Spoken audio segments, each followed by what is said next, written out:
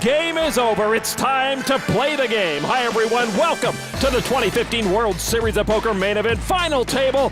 That bracelet and nearly $7.7 million awaits our next champion. Fans have come from all over the world to watch poker's biggest spectacle and support players from 4 different countries. Lon McKeehen here with Norman Chad and Kara Scott.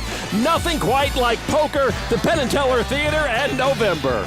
24-year-old Pennsylvania pro Joe McKeehen, the overwhelming chip leader to start. As Uncle Ben said in Spider-Man, with power comes great responsibility, indeed. And with a big stack comes great responsibility as well. McKeehen expected to win, that's a lot of pressure. Belgium's Pierre Neuville, the oldest ever November Niner at 72. 72 is just a number. Damn, that sounds old, though. Max Steinberg is the sharpest dresser and the most accomplished player remaining. The clothes don't make the man, the cards do, but I like how Max dresses. Beats a hoodie and a bandana over your mouth any day of the week. McKeehen with about a third of the chips in play. Offers V. Stern in second place. Patrick Chan and Federico Butteroni the short stacks. Let's get down to the floor for tonight's Shuffle Up and Deal from 2014 main event champ Martin Jacobson.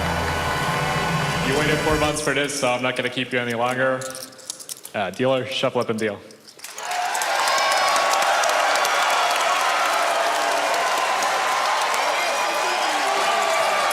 Good luck, kids. Good luck, guys. Good luck. Well, good luck. Good luck, kids. Good luck. Older gentlemen. Here we go. 3 chips in play. The green $25K, the lavender worth $100K, and the oversized red chip worth $500,000.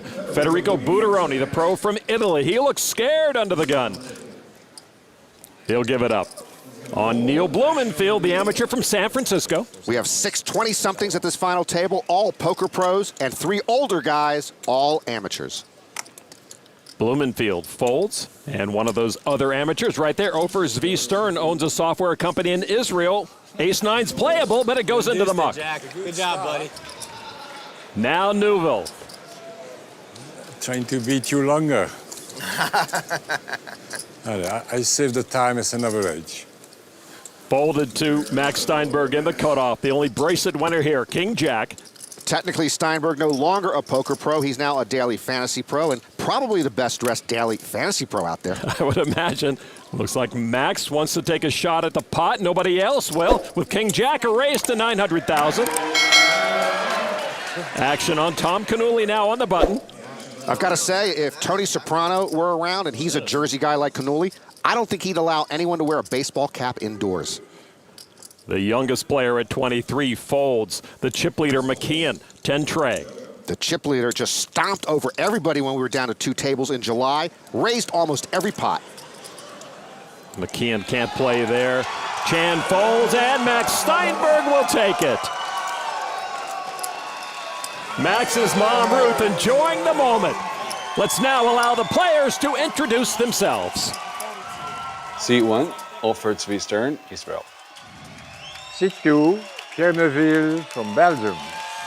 Seat 3, Joshua Beckley, Marlton, New Jersey. Seat 4, Max Steinberg, Las Vegas, Nevada. Seat 5, Tom Cannuli, Cape May, New Jersey. Seat 6, Joe McKeehen, North Wales, Pennsylvania. Seat 7, Patrick Chan, Brooklyn, New York. Seat number 8, Federico Butteroni, Rome, Italy. Seat 9, Neil Blumenfield, San Francisco, California. Well, hand 1 typically tenuous for a final table. Hand 2 now, historically, takes a while for the players to find their groove. Stern, 37, trying to become the first Israeli main event champion. Pierre, maybe thinking about stealing Butteroni's big blind? Neuville trying to become the first Belgian main event champion. Not going to go far with 9-7. Josh Beckley folds quickly to Max Steinberg. He gives way to Cannuli. When Doyle Brunson won back-to-back main event titles in 1976 and 77, 10-deuce was the final hand each time. It's a little early for Cannuli to play 10-deuce here. He folds to the chip leader, McKeehen. Looks down at a weak ace. On day 7, he says, everything just went right for me. Now he's the man to beat. All in. Well, Joe has found his groove. A call from Chan and or Butteroni puts them at risk. Well, Chan has less than 15 big blinds left. He needs a double up, and he knows McKeehen might be shoving light, so Patrick's thinking about this. And there you go. He does call all in. Butteroni will look at Jack Trey and fold Patrick Chan on hand number 2 at risk. Man, hand number 2, this would be the quickest elimination in November 9 history. McKeehen informing his troops that he is ahead right now. So Joe McKeehen picking up where he left off in July. Patrick Chan trying to make a statement early. Here is the flop. No paint for Patrick. McKehen's ace high stands tall. McKeehen knocked out Daniel Negreanu in 11th place, then Alex Turiansky in 10th. Now trying to bust Patrick Chan in 9th. Turn card now. Chan at risk. Is a tray. McKeehen now open-ended, not changing what Patrick needs.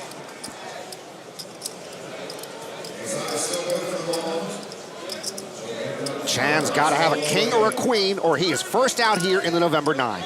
And the river card is a 9. Ace high's good enough. Joe McKeehen quickly sends Patrick Chan and company into the night in 9th place. Wow, a shocker. All November 9ers were paid 9th place money back in July, so Chan goes out with no extra dough. What a start to our final table. The run to this final table was eventful.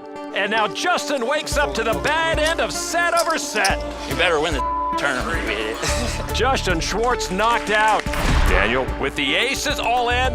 The river card is a queen for the straight. And he cuts down Daniel Negreanu. All in. Do we have our November 9ers? Yes, we do.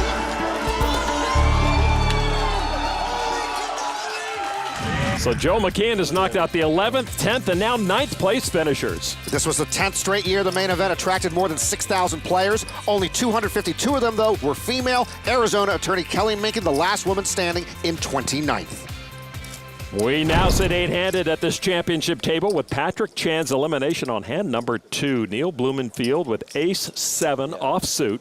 61's a good age. A lot of folks doing a lot of things at 61. Oprah Winfrey's 61. Howard Stern's 61. Jerry Seinfeld is 61. Neil in the small blind with a raise to $1 million. Stern now. King deuce. It seems Stern always has a tough decision pre-flop line. If I get behind him in line at Starbucks, I've got a feeling I don't get coffee that day. He is a deliberate player, but he also is a very unpredictable player. And there's a raise to $2.8 million. Yes, Stern is the livest wire at this final table. 3 betting with King Deuce here. Blumenfield's got his hands full figuring out his software comrade. Amateur versus amateur as well. Blumenfield not going anywhere. Those are all $500,000 chips. And this is a 4-bet to $6.6 million. Take that, Stern. Stern looks in the mirror, and all of a sudden he sees Neil Blumenfield. Neil with the stare now. And Stern gives it up. What a play by Neil Blumenfield. Hey, if Al Roker can do the weather at 61, Neil Blumenfield certainly can 4-bet at 61. Who knew a fedora concession at the Rio would have been a golden idea, Norman? Neil approaching 30 million chips. So I was almost going to pull a Justin Schwartz. I can't stand to be stared at for 5 minutes. I can't take it. Before play began, we spoke to Neil about his position at this final table. I like where I am at the table. I kind of like where I am in terms of chips. I think some of the other guys, the short stacks, their lives are actually kind of easy. They're in a very simple mode. For Tom and Josh, it's a little bit tougher. I think their stacks are a little bit awkward. So we'll see. I like to chip up a little bit, get to 5 or 6-handed, and then see what happens. Just before the main event, he reached an unpleasant agreement to leave the company he co-founded. Wasn't sure he'd play the main event, said it wasn't even a remote fantasy to make the November 9. Well, fantasy became reality. Now Neil, one of the old guys. So many years, Norman, we bemoaned the fact that we'd aged out of the main event, but these guys are giving us hope. Yes, sirree. Neil will fold. Stern now 7-6 of diamonds. Gives way to Pierre Neuville, 72 years old, lives on the upper northwest portion of Belgium. Queen 8 of spades. So he's 72. Here's some odd math for you. Beckley plus Cannuli plus McKeehen equals Neuville. Oh, my goodness. Worked last time. McKeehen in the big blind.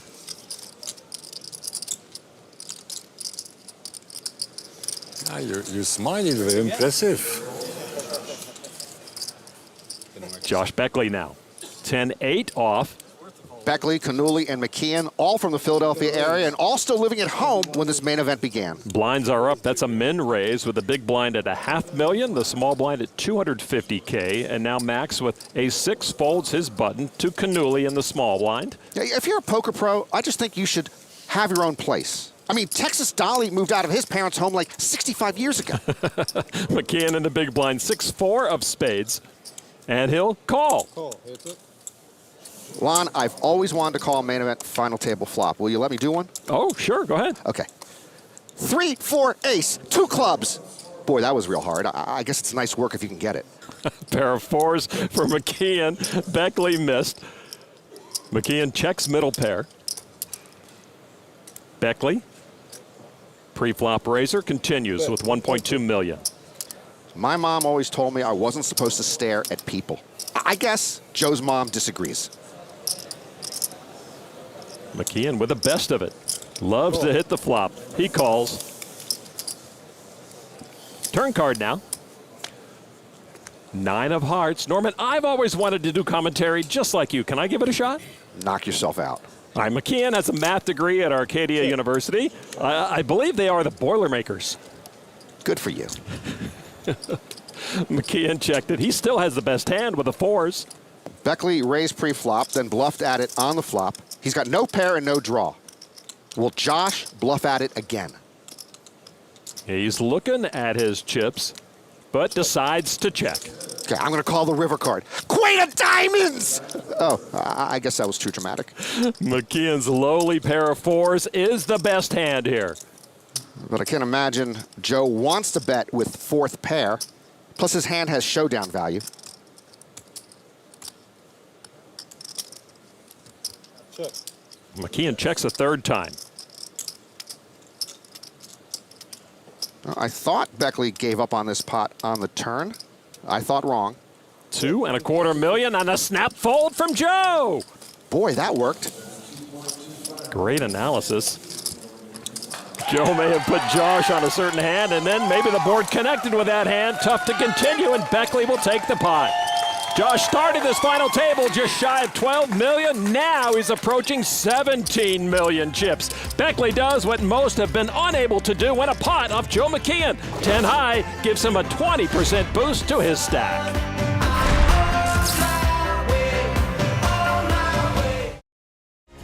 Welcome back to Las Vegas, home of the 2015 World Series of Poker main event final table. Once we had 2 tables left, Joe McKeehen ramped up his aggression. That strategy shift paid immediate dividends, though his strategy at this final table seems to be a bit simpler. It's just a poker tournament. I'm just going to go and play. That's all I've been doing. I expect to play my best, that's all. If I win, I win. If I lose, I lose.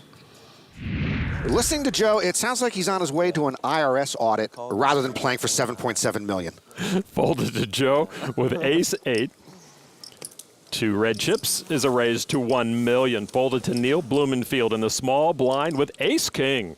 Blumenfield said he intended to be a far better player in November than he was in July. To that end, he hired an all-star group of pros, among them Tom Marchese, Matt Stout, Amir Lehavot, and Brett Hanks, to run simulations here in Las Vegas. He told me he had somewhat of a game plan no matter what his holdings, that he was just going to go forward with this game plan. Ace-King helps that game plan. A 3-bet to $2.6 million. Stern fold, so back to McKeehen now. McKeehen wearing the jersey of Eagles linebacker Connor Barwin. Barwin signed a contract with the Eagles in 2013 that included $8 million guaranteed. McKeehen looking for $7.7 million guaranteed here. Poor Federico Butteroni caught in the middle of these 2 stairs. Well, Joe's not going anywhere. That is a 4-bet to $6.2 million. And Joe wants to see how a 4-bet goes with Blumenfield's hat and scarf ensemble. Blumenfield being tested early.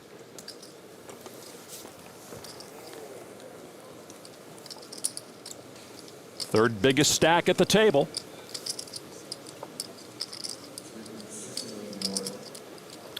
I'm all in. Oh my, a 5-bet all-in and a snap fold from Joe. And Blumenfield, the first 61-year-old to 5-bet since Aaron Burr versus Alexander Hamilton in 1804. Neil playing his way to stardom, forcing the chip monster to back down. Neil with over $28.5 million. McKeehen still very comfortable up top, but he hates to retreat. A lot has been made about the age of Neil Blumenfield and Pierre Neuville, and with good reason. Since the inception of the November 9 in 2008, they are the two oldest players to reach the final table. The last player over 40 to win the main event was 40-year-old amateur Robert Varconi in 2002. The last player over 50 to win was 61-year-old Irishman Noel Furlong in 1999. And Neil admitted he was a bit miffed that Pierre stole his thunder as the oldest November Niner. Blumenfield in the cutoff looks down at another big hand, ace-queen. Blumenfield says being 61 today is far different than being 61 in his parents' generation. Really? Then how come I'm 57 and feel like I'm 87? That's what happens when somebody carries you for 13 years. Wow. With ace-queen suited, Neil raises to 1.1 million. On the button is Stern, king-jack of hearts. If I walk into DMV and see Stern in line, I figure I'll just go another day with an expired license. Stern reaching for chips. Those are raising chips. He's picking up the pace a little here. Overs V raises it to 3,150,000. Pierre with pocket aces in the small blind. Neuville would become the oldest main event champ at 72. Johnny Moss was just shy of his 67th birthday when he won in 1974. Good spot for Pierre, and here comes the 4-bet. Beckley folds ace-queen, and now back to Blumenfield, who squirms in his chair. And Pierre breaking Neil's 4-betting age record set just a few minutes ago. Pierre, what do you have behind? Oh, when you ask Pierre how many chips he has behind, generally he'll just move his hand and let you figure it out. Neil has him easily covered and gives up his ace-queen. Now back to Stern, king-jack of hearts. Solid fold from Blumenfield. Stern doesn't like the sound of solid fold. But he does indeed fold. Neuville takes it with aces. You'll see them. You'll see in a few minutes. But there is only one. It's early at this final table, but all the re-raising is coming from Blumenfield and Neuville. The best poker content on the internet. Your super high rollerball 7 champion. Oh yeah! Wheels are coming off. That's the craziest hand I've ever seen. What was that bite? Go to get.pokerco.com/YT24 for $20 off a new annual subscription. The bright lights of the Neon Museum. Just a short drive down Las Vegas Boulevard from tonight's action at the Rio All-Suite Hotel and Casino. An atmosphere unlike any other in poker at the Penn and Teller Theater. McKeehen still the big-time chip leader. Butteroni the short stack. Tom Cannuli, the youngest player at this table, might have the most mature perspective of anyone at this championship table. You know, just like being a little kid and like having a dream and like working every day and fighting and never quitting. I can't really put it into words for you because it's just something that was inside of me that I was never gonna quit. You know, I was either gonna die or I was gonna fight until I got here. Cannuli says anything's possible with hard work. That's his message. It's a simple one, and it's a good one. Tom, the second short stack at this table now with 8.2 million. Neuville, who just had aces in the cutoff, has queens. Neuville says he can play poker another 30 years. Wow. Trust me, Lon and I will not be here. Well, with Overs v. Stern at the table, that's not going to be a problem. With the pocket queens, a raise to $1,275,000. Beckley on the button. Folds trade deuce. Max Steinberg. I love the new suit. Ace-7. That's the bluest blue I've ever seen in a main event final table, but Max looks good in blue. In the small blind, Max wondering what Neuville's up to. He folds to Cannuli. King-9 suited. Cannuli sets his goals high. 1, he's always wanted to win the main event. 2, he wants to make the Poker Hall of Fame. What a goal that is. Of course, tonight's champion joins the likes of Doyle Brunson, Stu Unger, Johnny Chan, Phil Hellmuth, all Hall of Famers, all main event champs.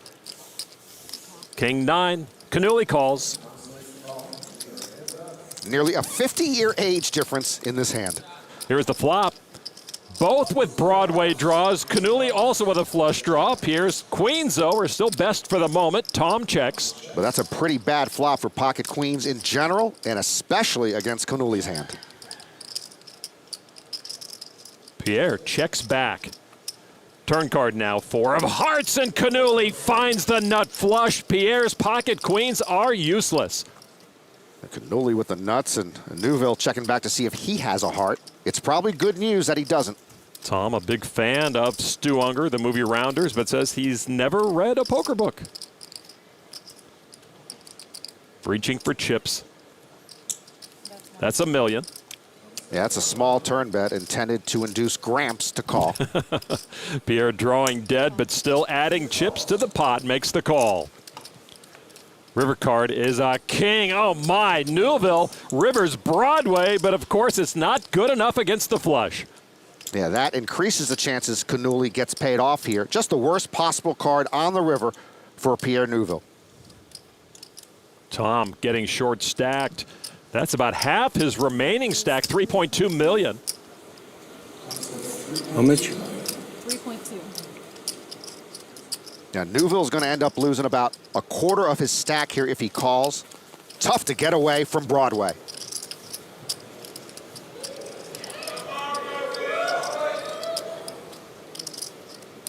Pierre does make the call. Cannuli with a jump start he needed.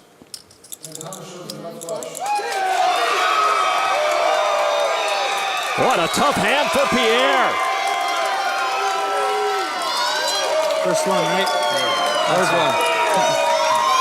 Cannuli's poker skills are well known at this table and well respected. A nice pot at a key time for Cannuli. That blind defense, well, that worked out quite well. The 23-year-old is from Cape May, New Jersey. He frequents the cash games in Atlantic City. He used to log 1 million hands a year online. I did the math on that. To play 1 million hands a year, you can only eat 5 meals a week. That's less than 1 meal a day. That can't be good for the body. All right, folded 2. Joe McKeehen on the button, ace, king of spades. McKeehen was on his high school bowling team, 160 average. He doesn't bowl much anymore, so he might be down to my 145 average. Min raised to 1 million. Butteroni in the small blind with ace-jack. Butteroni has been on the short stack, has not seen a flop yet. He's down to 4 big blinds. Still looks to me like he's about to take his 5th grade picture. All in. He says all in for 2.4. Federico waited a while for a hand as good as ace-jack, and it's no good. In the big blind, Neil has a weak ace. Neil will not get involved. A quick call from Joe McKeehen. Butteroni at risk and dominated. Butteroni looking like a man sentenced to the gallows. Servun jack. So Joe with a chance for another knockout. Butteroni has had no opportunities for his effervescent style of celebration. Butteroni's bid to become Italy's first main event champion is in deep trouble. His ace-jack at risk against the ace-king of the chip leader. The flop, no jack for Federico. Yeah, bleak looking board for Federico's ace-jack. No runners. Joe feeling quite untroubled. No runners. Huh? No runners. If he gets a runner, I get a runner too. Well, those are runners then. Turn card now. 9 of spades. The Italian down to his last chance. I just want Federico to hit so we can go here and go crazy. Butteroni has to have a jack and a jack only, or he is wamboozled. The river card is a 7. McKeehen does it again. The executioner's axe falls on Federico Butteroni, who finishes his first ever main event in 8th place. Yeah, great finish for the 25-year-old from Rome. That's worth almost 1.1 million for Federico Butteroni. He was a joy to have. He waited and waited until he couldn't wait any longer, and just like that, Federico Butteroni becomes another notch in Joe McKehen's belt.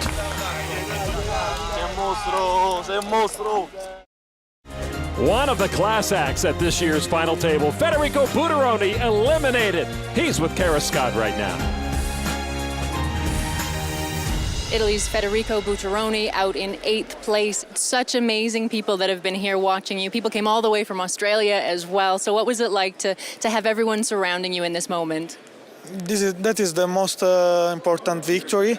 For this, I would like to say thanks to all my friends that came here to support me, all my family, all the Italians that support me, and to United States for giving me this beautiful dream. And I was living, and I think it was a huge experience, very nice experience, and so happy that I could be part of that.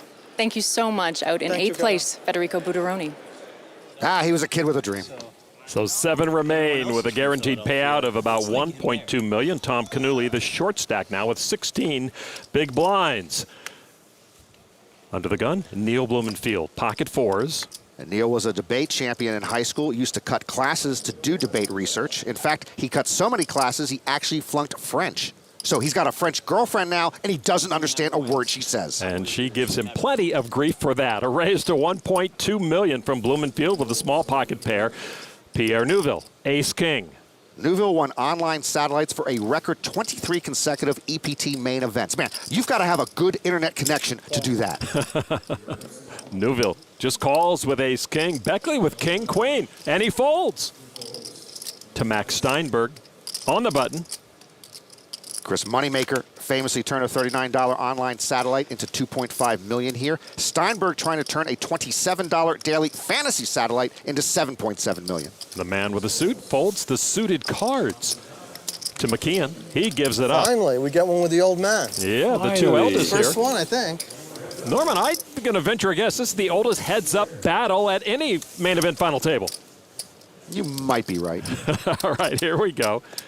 Ace-king against pocket 4s. The flop, and there's a 4 for Neil, and top pair for Neuville.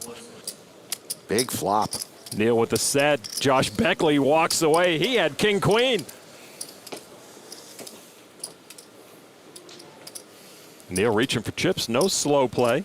Never slow play against an older player. They don't have the time. $1.6 million. He could probably demand a higher price if he knew what was going on here. Boy, Neuville cursed by premium hands. His pocket queens got crushed by Cannuli's flush. Ace-king in the process of getting crushed by Blumenfield's flopped set. Pierre with top pair, top kicker. Just a call.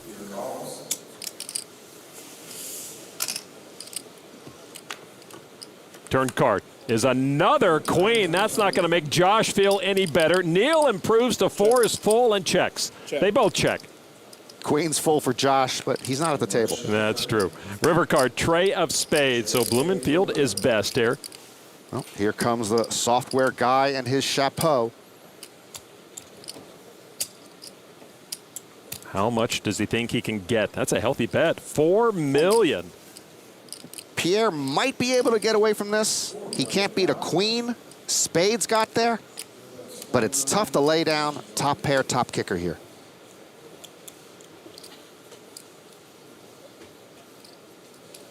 Pierre gives away more chips and sees once again he's on the short end. Neil Blumenfield wearing out his supporters so far tonight, up to 58 big blinds. He takes over second place again. What an unlucky board for Pierre. Neuville down to $7.5 million. 15 big blinds for Pierre, but if there's anyone at this table who can use his life experience to battle back, it's Pierre. A successful career in business, now a blossoming poker career. It's been a life in 3 acts for Pierre. Played poker early and it helped him pay for college. Then a long career as a toy executive. Then back to poker in retirement, and he received the European Lifetime Achievement Award. Blinds at 300, 600,000. Max on the button with Queen 8. Max says daily fantasy and poker are similar for their emotional ups and downs. Of course, daily fantasy is a game of skill, and poker is not. A raise to $1.4 million from the 4th biggest stack. Cannuli folds is small. In the big, McKeehen, ace-5 offsuit. McKeehen did not play a single hand against Steinberg at this main event until we got down to this final table. And he will make the call and go heads up against Max Steinberg, arguably the two most talented players at this table. Here's the flop, and a big flop for Max, trip queens. A check from McKeehen, who whiffed. Well, you've got to check your monster here, Max. I know you don't play much poker anymore. Trust me, check. Check, Max, check. Check he does. Max had a plan, he said, for each and every player. Flopping trips against McKeehen was plan A. McKeehen pairs up, which may hook him a bit deeper. He checks again. Oh, this is all falling into place now, Lon. The fall of the chip monster is in progress. Steinberg can bet now, and McKeehen will call now because he paired his ace. The bet, $1.9 million.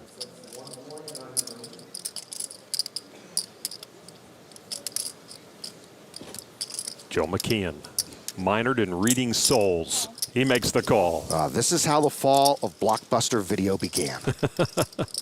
River card now. King of Hearts puts 4 cards to Broadway on the board. Joe McKeehen has gone check, check, and makes it a third time. Yeah, that's not the best card for Max to see. McKeehen could have had a hand like Ace-Jack or Jack-10, and then he would have made Broadway on the river. Well, Max has to try to get something out of his trips and hope that McKeehen doesn't have the jack. $4 million. Yeah, Steinberg not worried about Broadway. Actually, Max is dressed for Broadway, so why should he worry? Exactly.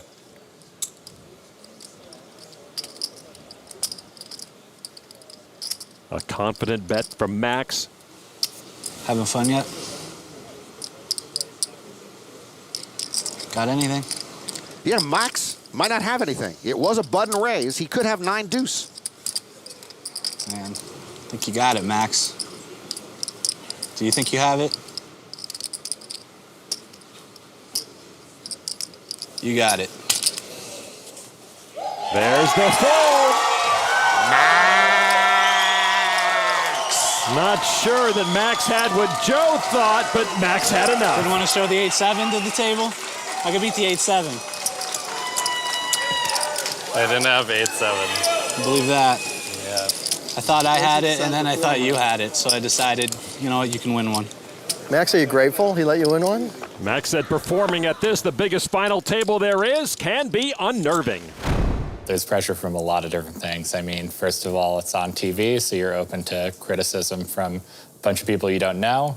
Then you have 100, I have 100 friends and family coming out to watch me, and I don't want to let them down. And then there's also just myself. Can I prove to myself that that I can do well on a stage like this? And so there's pressure coming from all sides.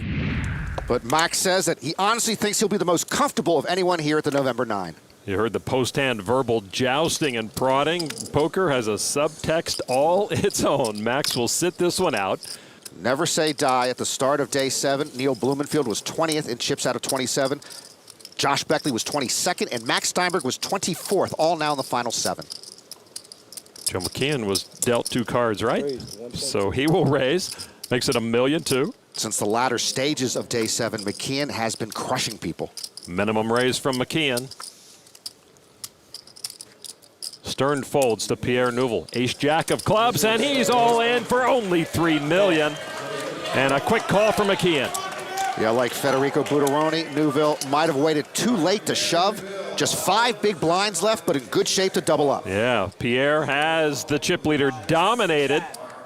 Oh, Pierre on his feet, looking for a small double up. Got to get started somewhere. His wife, Claudine, his biggest supporter, can't bear to watch. Good luck, man. Yeah, all you need is 3 more 6s for quads. That's right. All right. Oh, yeah, wow, the Norman Chad jokes if I win this one with a 6. Yeah. I've got to get my writing staff on that. I have no jokes for winning with a 6. Pierre looking to hang on. Got a lot of history with this hand. It's the only reason I opened it. Good, bad, or indifferent? Oh, it's just, everyone's on TV is going to see it and go nuts. All right, here's our flop. Neuville at risk. Queen 10 tray. Pierre still best. Picks up her Broadway draw. Good looking flop for a double up. You can chop. It's going to be hard to chop. Yeah. Claudine still hiding. Do you not see the heart out there? Come on. Is that enough? Turn card is a hard McKeehen with a flush draw. Pierre with a sick feeling in the pit of his stomach. Yeah. Do you not see two hearts out there? Now, McKeehen hasn't lost an all-in since the Bush administration. I mean Bush the Elder. A 6 or any heart would knock out Pierre Neuville. The river card. Oh, the 10 of hearts! McKeehen ran him down, scoring the rivered flush. That was ugly. Pierre not amused. Well, Pierre Neuville will not become the oldest main event champion ever, but what a main event it was for the 72-year-old. A top shelf performance, finishing 7th in this 2015 main event. Pierre Neuville wins over $1.2 million. And going back to 11th and 10th, that is 5 straight knockouts by Joe, who keeps his vice-like grip on this main event. Do you not see the heart out there? Joe called it. Told ya. And the deck cooperated. Pierre Neuville out in 7th place.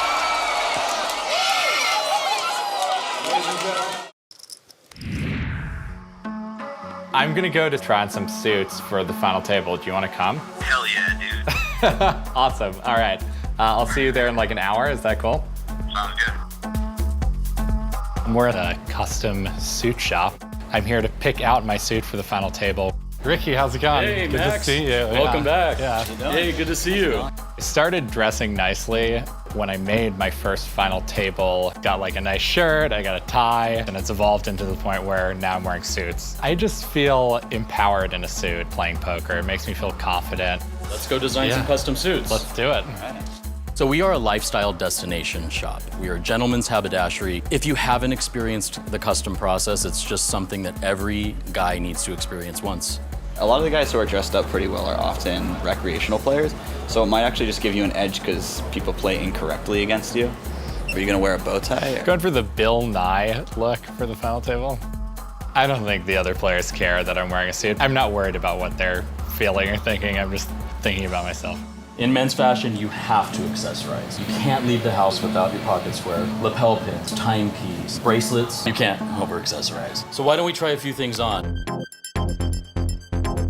Our Black Label dinner jacket looks phenomenal on you. Too flashy? No, I think it's flashy done well. Yeah. But like I said, you can't not have a lapel accessory. I like it a lot.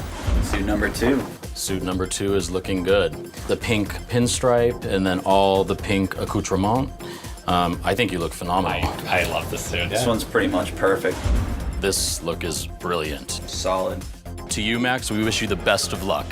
Get out of here. I love Max upping the ante on what players wear at the table, but I don't want to hear the word accoutrement ever again.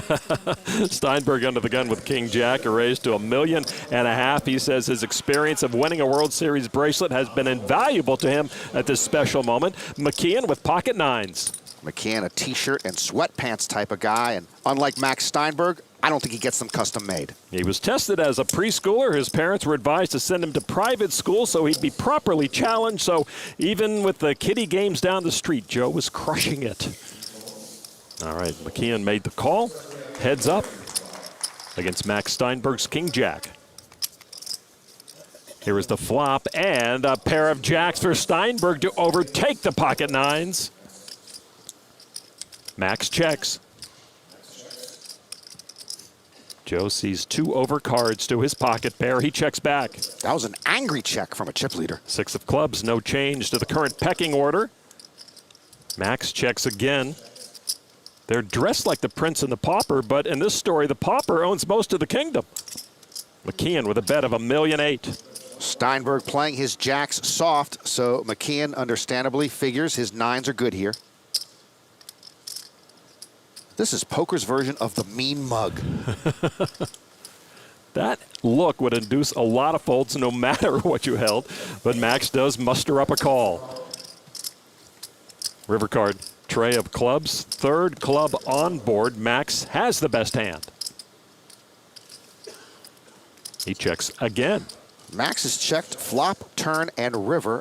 I don't think he plays well in this new suit. Joe checks back. Check.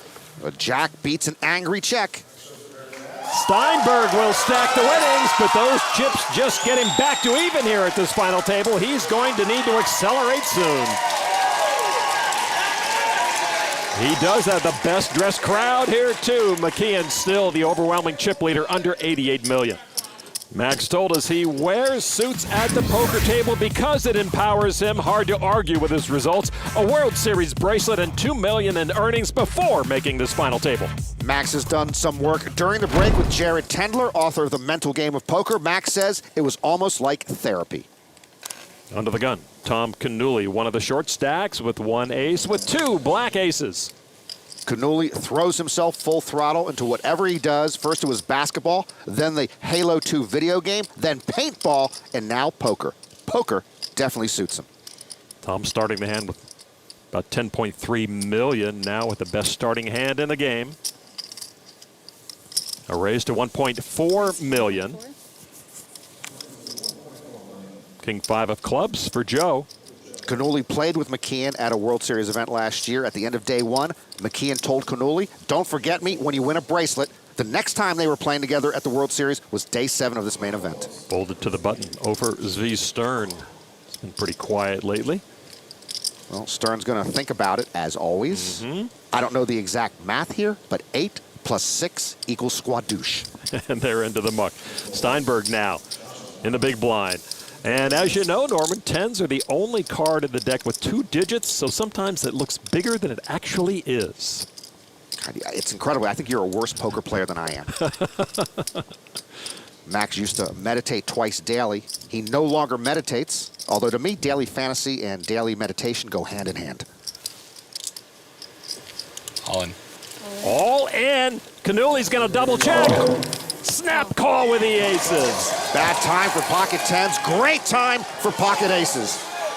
Cannuli was down to 17 big blinds. Pocket aces arrived just in time. Max full speed ahead with the 10s, but ran into the aces. He went to snap, and then he had to look back. Yeah. You had to know you were bad at that spot. Yeah, as soon as he double checked, I was like... Cannuli poised for the double up. Steinberg in for half his stack. Team Cannuli with a chain of love waiting to flop, and a 10 for Steinberg! Oh, soul-crushing for Tom Cannuli. That flop wipes the smile right off of Tom Cannuli's face. Soul-crushing indeed. Becomes the queen of clubs, probably. Steinberg now trying to hang on and knock out Tom Cannuli. Turn card. A queen and more outs for Tom with a Broadway draw. Steinberg needing to fade danger on one more street. To survive, Cannuli needs an ace or a king. The river card is an 8, and Steinberg dishes the bad beat. Pocket ace is not good enough. This will not be Tom Cannuli's year of a world championship. Sudden ending for a super kid. What a time to have to absorb that devastating blow, but Tom Cannuli is handling it with class and dignity. A nice pop to Max's stack. A lucky pop, but a pop nonetheless. Take the chips, leave the Cannuli. What a run for Tommy Guns. Tom Cannuli. This 23-year-old could be back here soon, I think. He really was the kid with a dream. No one wore his heart on his sleeve more than Tom Cannuli. The youngest player at the table with perhaps the brightest poker future here. But tonight, his dream of a championship bracelet and $7.7 million ends in 6th place.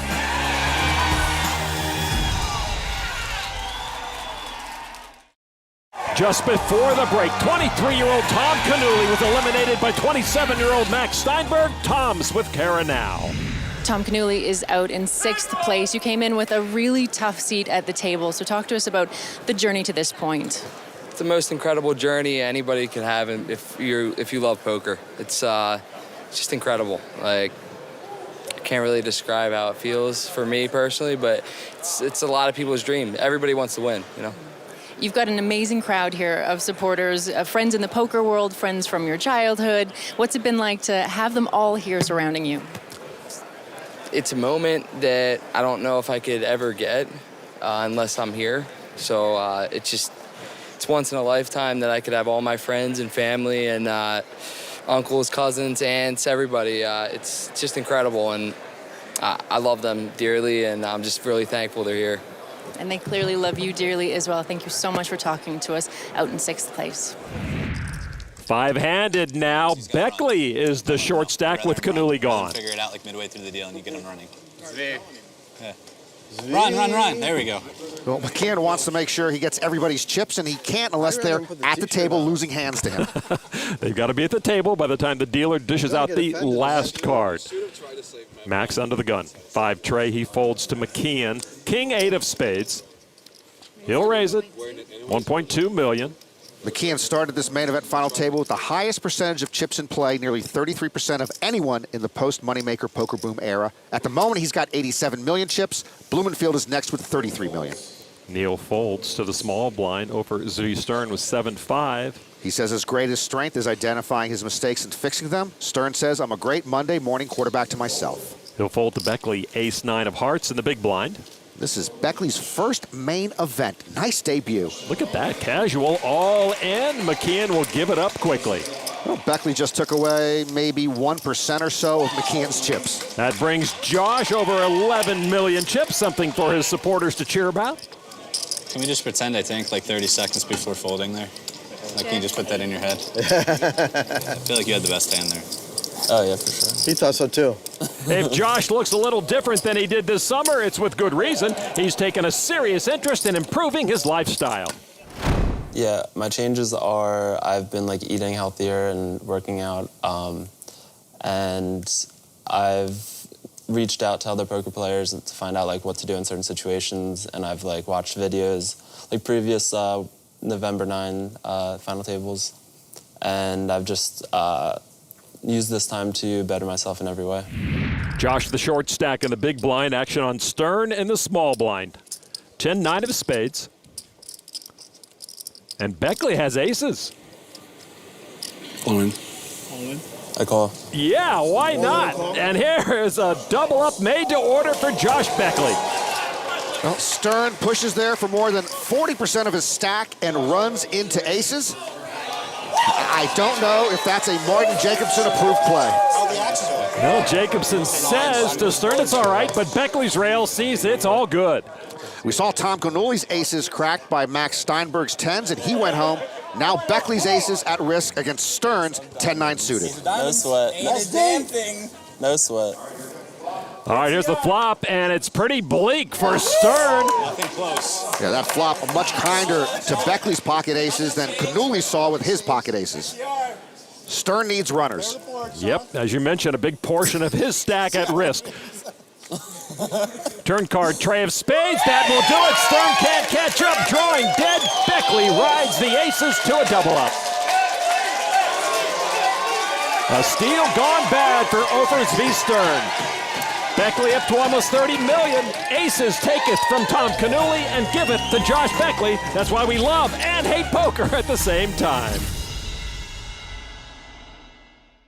The best poker content on the internet. Your super high rollerball 7 champion. Oh, yeah. Wheels are coming off. That's the craziest hand I've ever seen. What was that fight?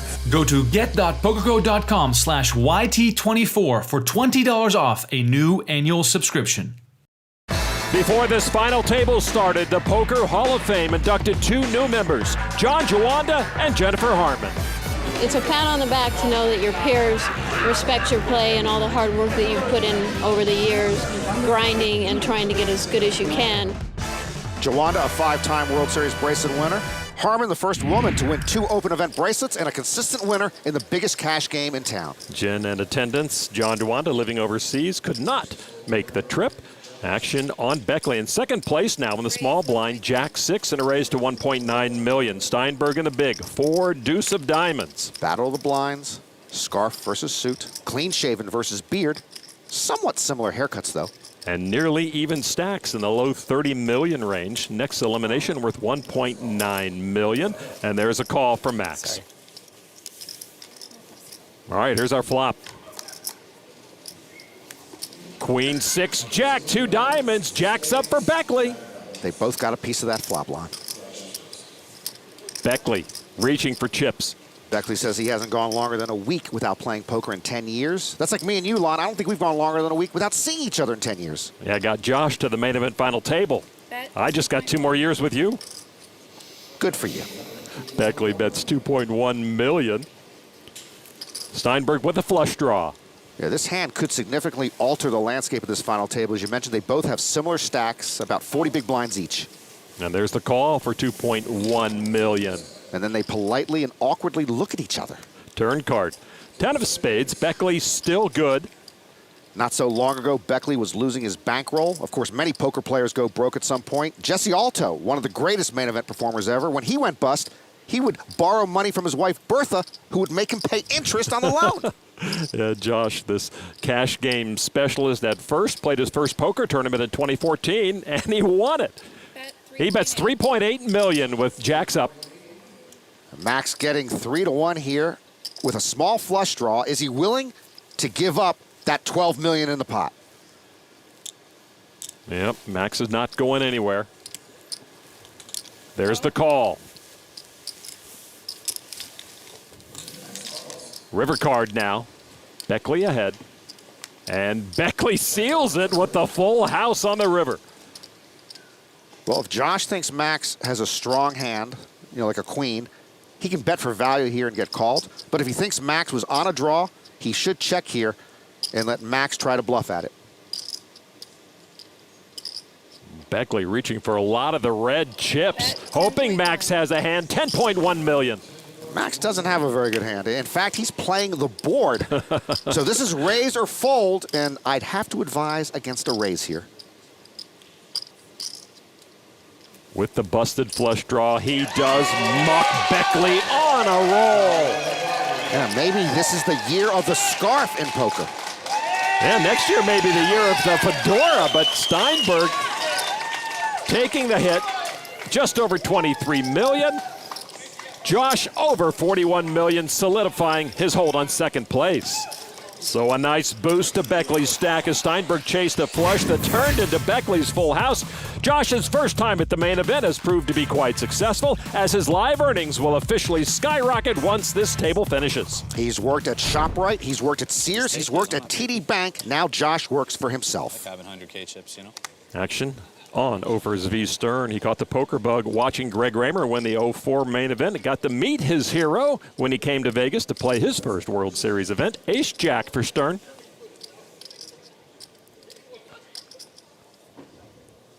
Stern with $11.5 million into the pot. Not everything he's got. Curiously, he leaves $400,000 behind. That should cover the taxi ride back to his hotel here. Beware the tunnel. McKeehen will fold. Well, he's got one more guy to get through, and he's not going to get through Neil Blumenfield. Ace-King off. I'm all in. You want to play for it all over? What is your name? What is your name? Whitney. Whitney? Oh, so I need the dealer's name before he put in the final $400,000? He exposed his cards. Neil's got his cards turned face up. He hasn't called yet, Neil. All right, there's the call. Stern officially at risk and dominated. Yeah, Stern needs to get lucky, King, ace, jack. or we will be forehanded. Neil's girlfriend Pascal likes what she's seeing.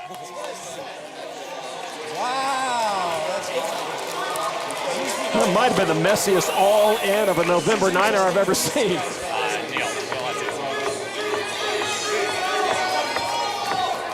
All right, here's the flop, and no relief in sight. One software guy trying to knock out the other. Where's the civility in the software industry?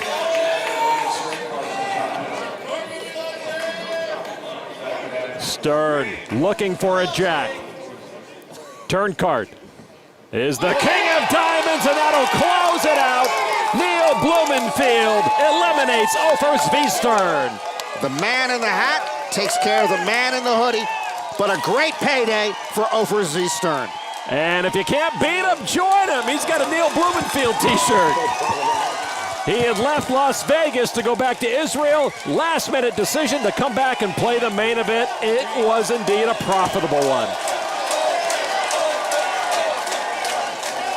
Neil passes Steinberg on the leaderboard and lands in third place.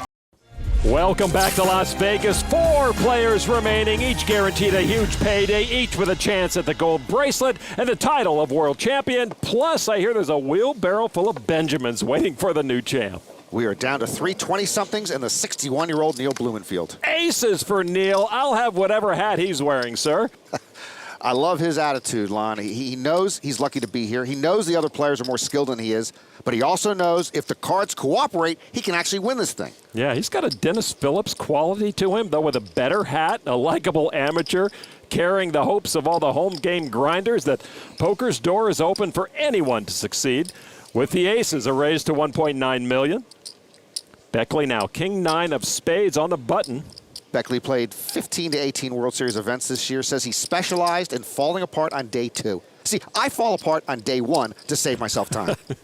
Well, Beckley using some of that newfound chip muscle, but it is ill-timed. A re-raise to $3.8 million. Max with queen 8 off.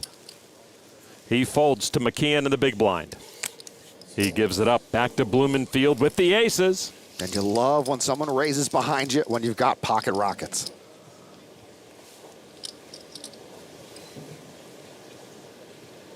Neil could use some more chips. 8.4.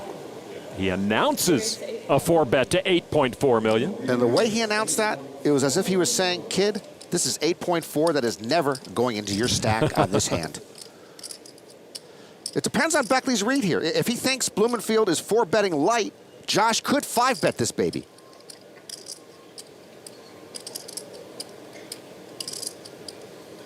Beckley has Neil heavily out-chipped, and he will give it up. And the lone amateur now at this championship table giving fits to the others. Like how Blumenfield's older crowd doesn't get up as often when they're cheering. Josh gives up some of his wealth. Slow down. You're 61. You don't want to get a heart attack, man. My heart is great. Is it? Good for you. My heart's probably better than yours. 100% true. I saw the way you guys live on TV. You can just look at me and take a guess. Yeah. Well, beer's whatever. Did how everyone was going to play. I got like 3 of them right on this final table. Well, 2 of them I didn't even count the short stack, so it's out of like 6. But Well, then you were 50-50. yeah. You got me right. You got me nailed, I right? did not have you right at all. McKeehen with queens. Owner of 2 World Series of Poker circuit rings with a raise to $1.6 million. Neil folds. Beckley in the big blind with pocket jacks. This is how Joe McKeon's main event has gone of late. Beckley picks up a premium hand, a huge hand 4-handed, but McKeon's got a better one. Dangerous territory for Josh Beckley. Yeah, there's the expected re-raise to $4 million. McKeehen started this hand with $95 million, half the chips on the table. Beckley is the second biggest stack with $42 million.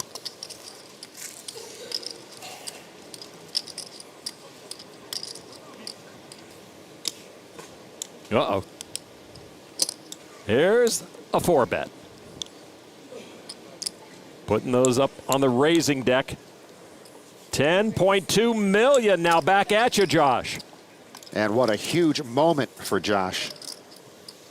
I don't think he wants to take a flop out of position.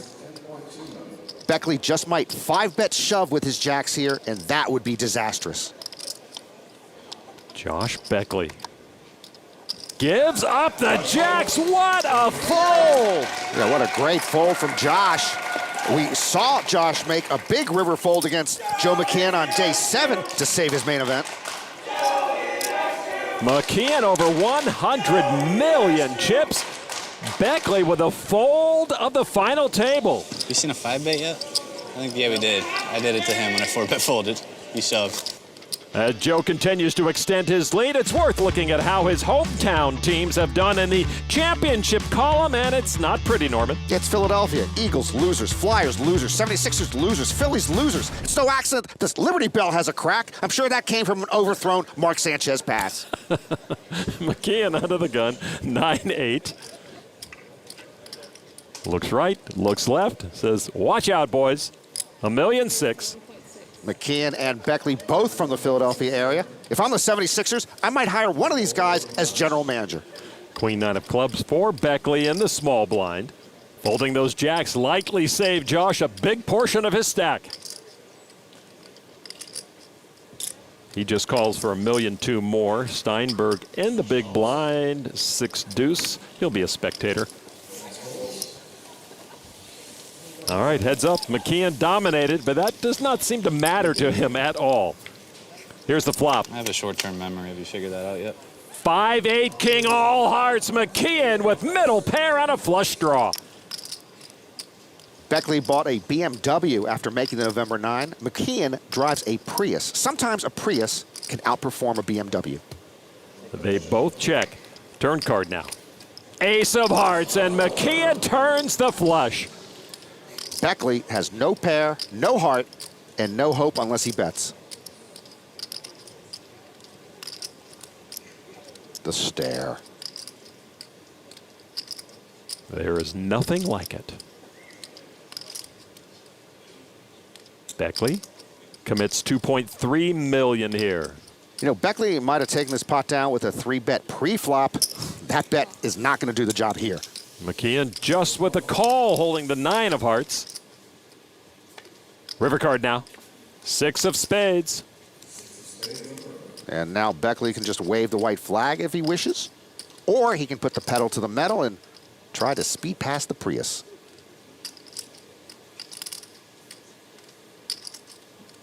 Beckley leans and reaches. I'll never see you again. I'll never see you again. Lavender ones, I'll never see again.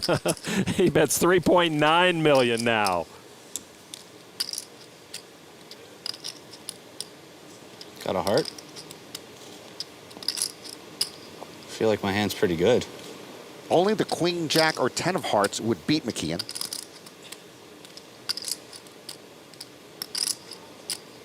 It's a good sized bet regardless of what you have.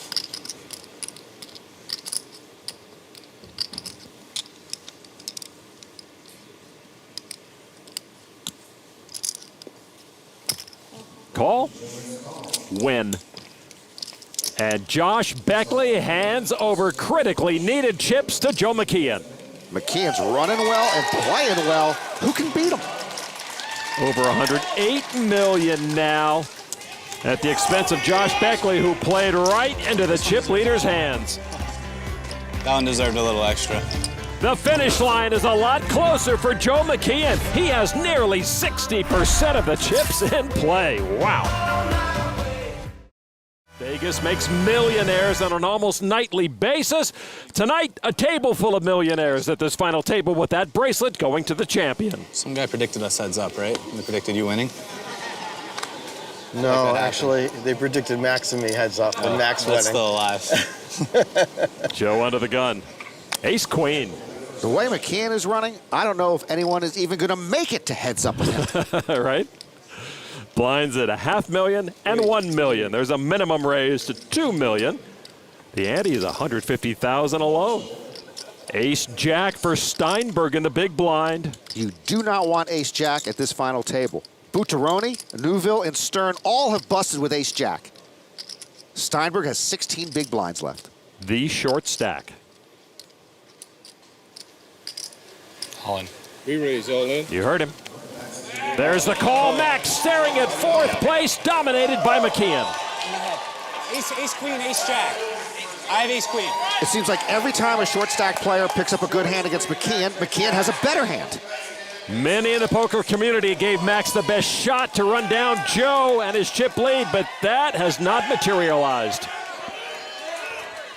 Steinberg with ace-jack. McKeehen with ace-queen. Looking for his 4th knockout, and that is no help for Steinberg. Steinberg on the precipice. McKeehen knocking him out one at a time. No flushes, just runner straights. Max looking for any help, as is his well-dressed supporting crowd. Turn card gives Max some more outs to win or chop. 6 for half, 10 or jack for the loss. All other cards for the win. McKeehen speaks the truth.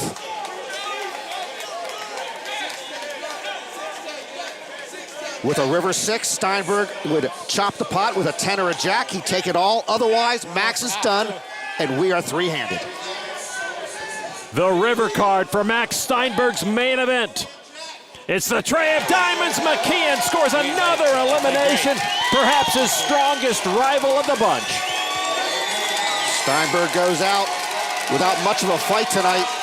This November 9 has been all about one man, Joe McKeehen.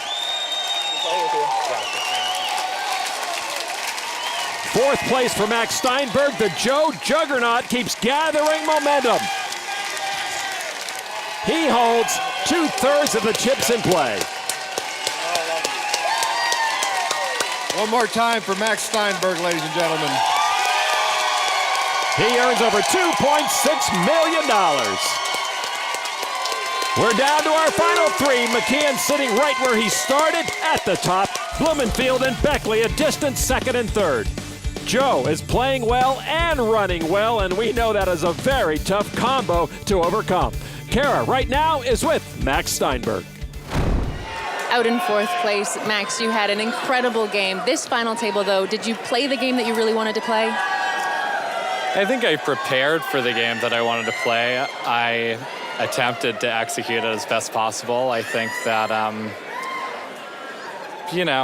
think that I really played my best, and it didn't really show with everything. And hopefully I can be back soon so I can show the world something a little different. But I'm happy with everything, and obviously I was very fortunate. Series of Poker main event final table is closing in. 3 players left, 1 person set to be crowned champion. Lon McKeehen back with Norman Chad and Kara Scott. Joe McKeehen, Josh Beckley, and Neil Blumenfield, the only players left from our original starting field of 6,420. McKeehen continues his seemingly inevitable march to the title. Joe set to win a huge payday, minus parental fees he will owe to the person to his left and the person to his right. Neil Blumenfield repping the older demographics in this final 3. Over 60 in chapeau clad. If he wins, this could be the new look of poker. Josh Beckley has made a name for himself here in his first main event. Play the biggest tournament in the world for the first time and make the final table? If he wins this baby, he should walk out that tunnel and never come back. He'd be the J.D. Salinger of poker. Gentlemen, good luck. 3's the perfect number, right? Joe McKeehen mostly responsible for how we got three-handed, eliminating 4 players from this final table so far. Next payout worth almost $3.4 million. On the button, the 25-year-old Jersey pro Josh Beckley began this final table in 7th. He folds to McKeehen, 193 million chips in play. He's got 128 million of them. McKeehen has had the chip lead this entire main event final table. He's trying to Jamie Gold it to the bracelet. King 10 off with a call. Blumenfield, the 61-year-old San Francisco amateur, really upped his game at this final table. But Joe doesn't mind seeing flops with Neil. Figures he can outplay him post-flop. He's going to have to pay more, though, with Queen 8 off. Blumenfield races to $3 million. And McKeehen probably prefers keeping the pot small. He'll only really bet big when he's got a big hand. He does call the blinds at $500,000 and $1 million right now with a $150K ante. The flop, Trey 6-10, top pair for McKeehen. Blumenfield missed. If there's a flop to be hit, McKeehen is the one to hit it. He checks. I love Neil, but if the fedora got you here, how do you go to the cowboy hat? Plus, fedoras are more comfortable and they're way more San Francisco than cowboy hats. Neil told me he loves the continuation bet. Here is one for $2.2 million with nothing. Continuation bet in a fedora always looks better. Well, he loves the C-bet unless he gets called, and that's what McKeehen does. Look how quickly the pots build. 7 of diamonds. McKeehen still ahead. Blumenfield does pick up a gut shot.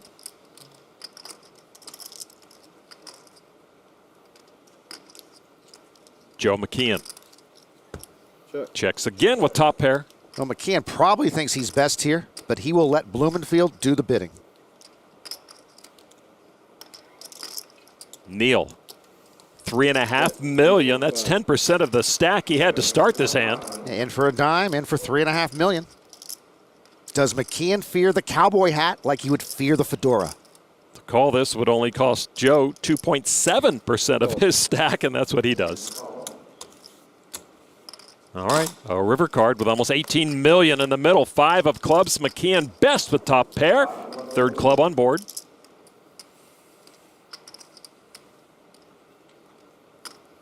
Joe checks again. Does Neil Blumenfield have a 3-barrel bluff in him. He can't win the pot unless he bets at it. And as you mentioned, nearly $18 million in there for the taking. Wow. Neil set the Penn and Teller Theater on fire early on with his play, and it looks like he wants to continue to be aggressive. Here is a river bluff of $7 million.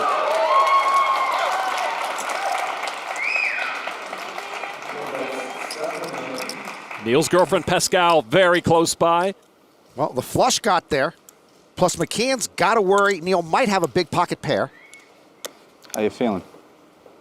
Having fun yet? You don't strike me as the type of guy that has a flush. Could be wrong, though. No, you're right.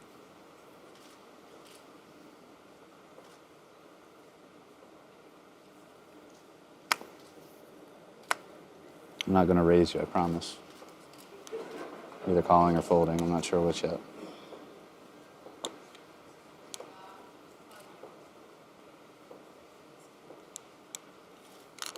This is a tough one you put me in.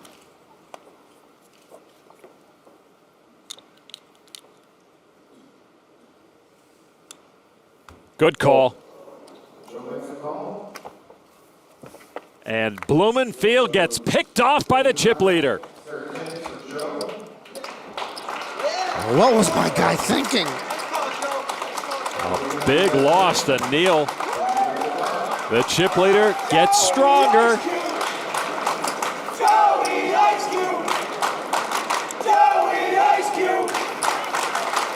That bluff works with the fedora, just saying. Neil, the short stack, now under $20 million.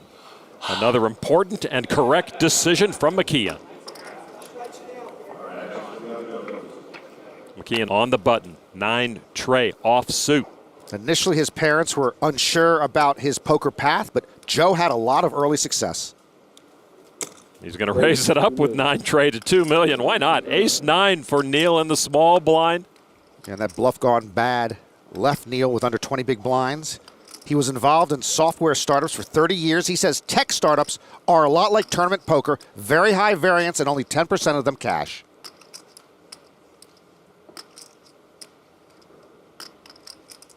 McKeehen, a very interested observer. All in. You heard him. All in for 19-6. McKeehen gives it up, and Neil will take it. They didn't share when you went all in. Neil wins a few chips back after that failed bluff, a move that might not have helped his public image. If you read over the internet, nobody's picking me to win this thing. Most people aren't picking me to finish very high. In fact, nobody's even mentioning me, really, when they talk about the top 3 or 4 players. He's on a short stack now, but he's used to it. He finished day 5, 68th in chips out of 69. He was dead last in chips when 39 players remained. Neil scored 3 cashes for almost $40,000 during the November Niner break. Both McKeehen and Beckley actually won tournaments during that break. Blumenfield with pocket 9s, a raise to $2.5 million.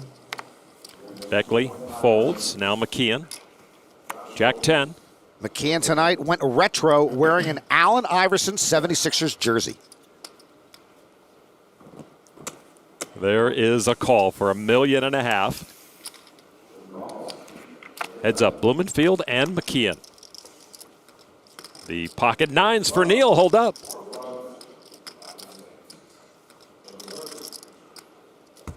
Joe might want to trademark his hard right fist to the felt, the McKeehen check.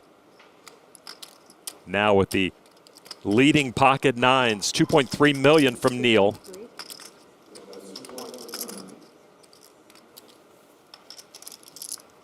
Not much for Joe to work with, and he will not get involved any further. Blumenfield picking up a little momentum again. Neil with another small victory, but at this blind level, they add up quickly. If he can keep it moving in the right direction, he could be a force once again.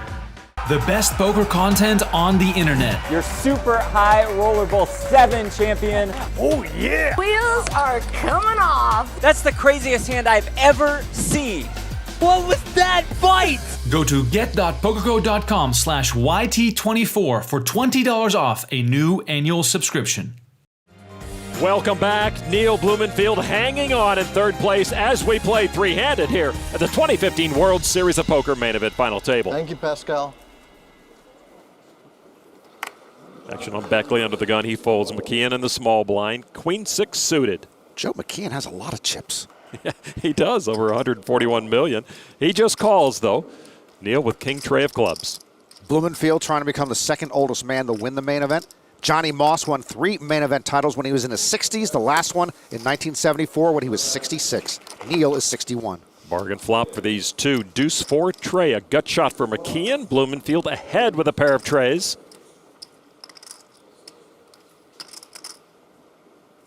McKeehen with $1 million.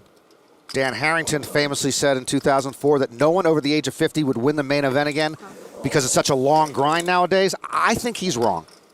10 of clubs on the turn after Neil called. No help to McKeehen. Blumenfield adds a flush draw. The thing is, 50's the new 40, 60's the new 50, 70's the new 60. One day, because of better nutrition and medical breakthroughs, 120 might be the new 90. Dan never knew all that stuff, though. Check to the river. Queen of clubs. What a card. Neil with a flush. Joe with top pair. Then again, because of nuclear warfare and global warming, maybe there's no Earth in another 200 years. That was quite McKeehen-like on the river of Blumenfield. Yeah, where are we in the hand? Yeah, we're all the way down here. Neil has the best hand right now with the flush. Cool. But McKeehen is betting $1.8 million. Well, McKeehen probably figuring queens now is the best hand. He's looking to get called by a smaller pair. But Blumenfield with the second nut flush. And needing chips. And when you need chips, you got to go to the bank. That man's the bank.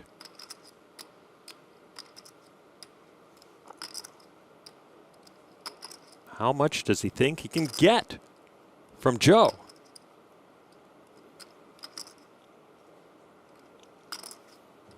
Blumenfield with a raise to $5 million. Joe now looks like an adjudicator. What are you up to, Neil? Got a pretty big hand.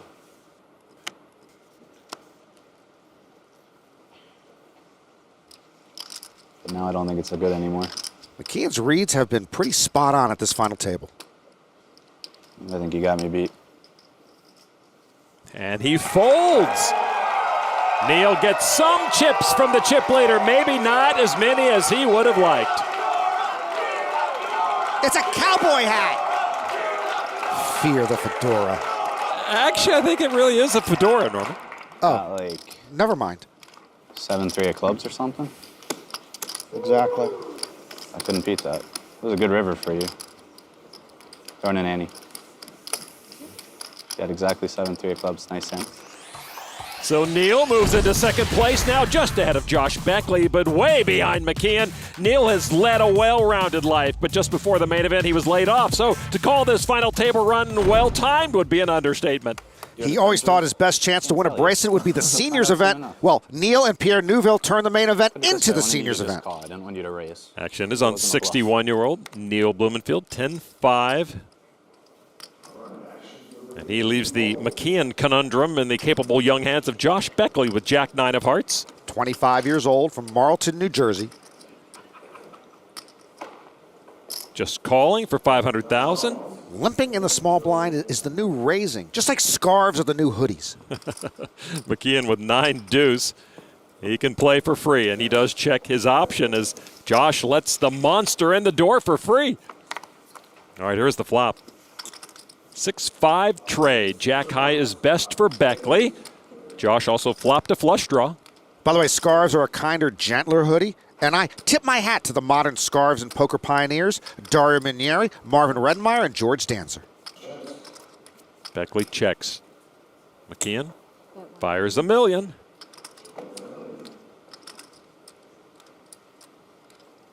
Beckley licking his chops. He does have the flush draw.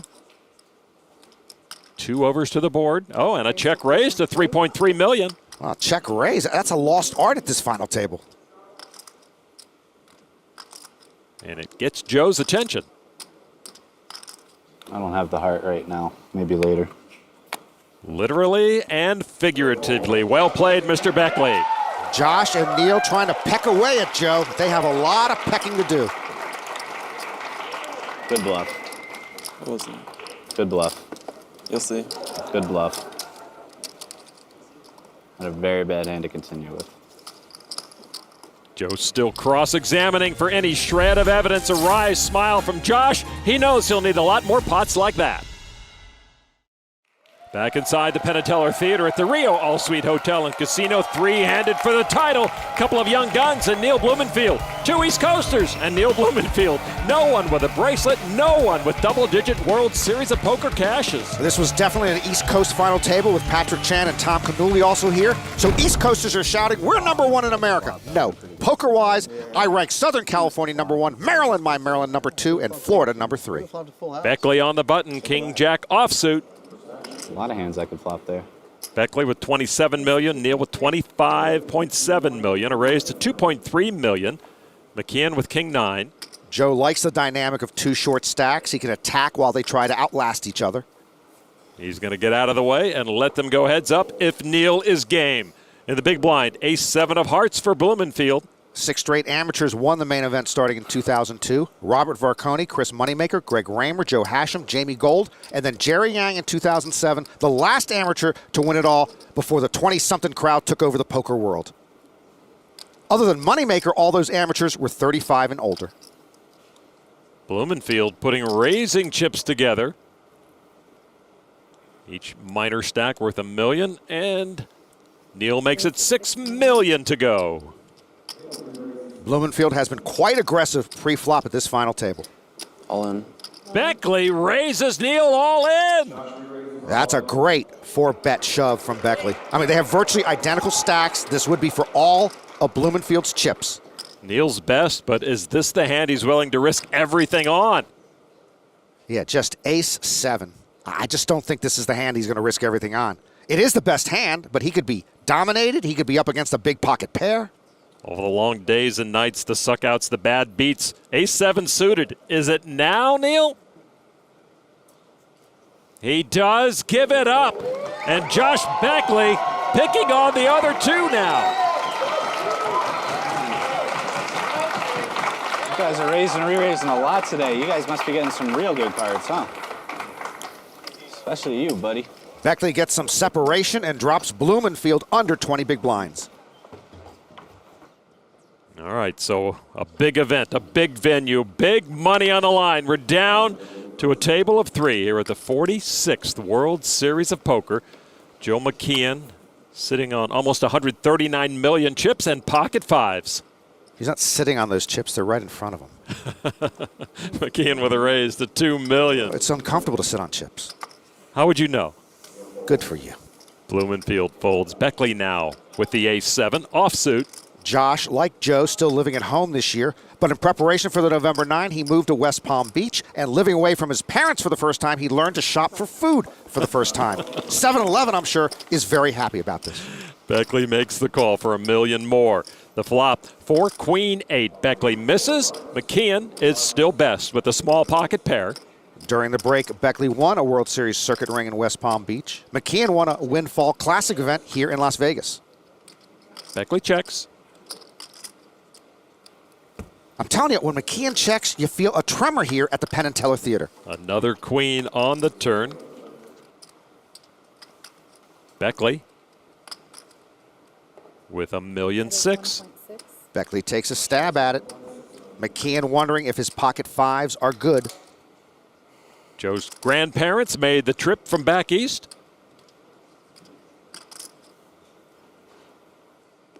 There's a call with the fives. In general, when McKeehen has been sticky, he has been right. River card now. Tray of diamonds with the pocket fives. Joe is not unhappy with that board.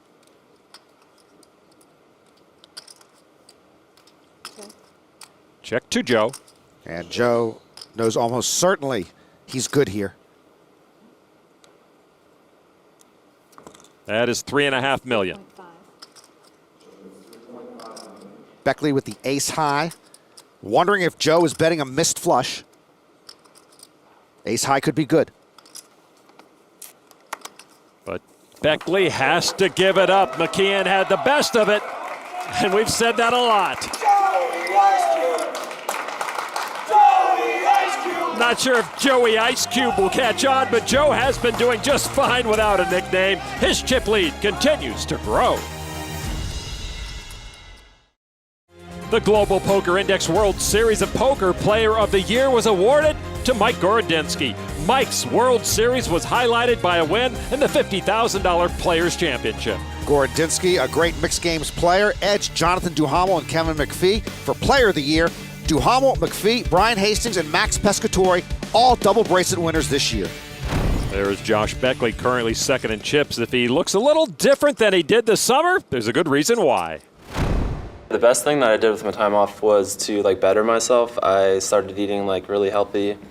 I did a juice cleanse and I started working out, focusing on my body and my health.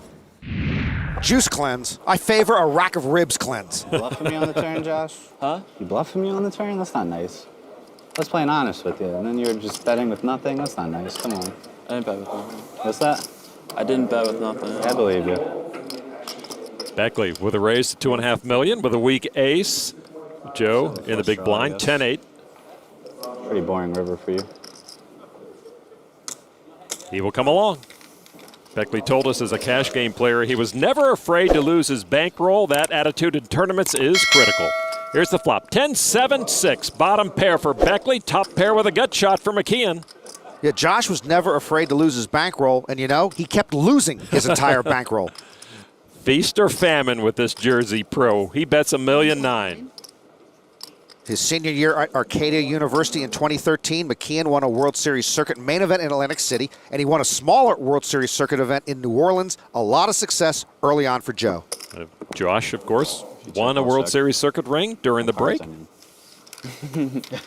McKeehen called. Turn card now, another 6, and Beckley with trip 6s. Somebody finally gets lucky on Joe McKeehen. Right. Beckley now the one to beat. Beckley with the action. 3.6 million. Joe probably not going to put Josh on a 6 here. So his 10s with a gut shot still looks pretty good. Well, his bet, as I have said many times, is a tell. 3-6. He's got 3 6s. Huh. Don't follow me down that road. McKeehen makes the call. River card now. 5 of hearts. Good card for Beckley, as that does not threaten McKehen's top pair. Josh can bet with confidence with his trip 6s.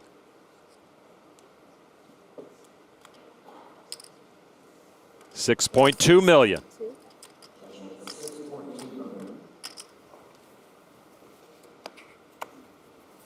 So what you doing here, Josh? Turn-in trips. Plan for $7.7 million. Why do I keep finding myself in this spot?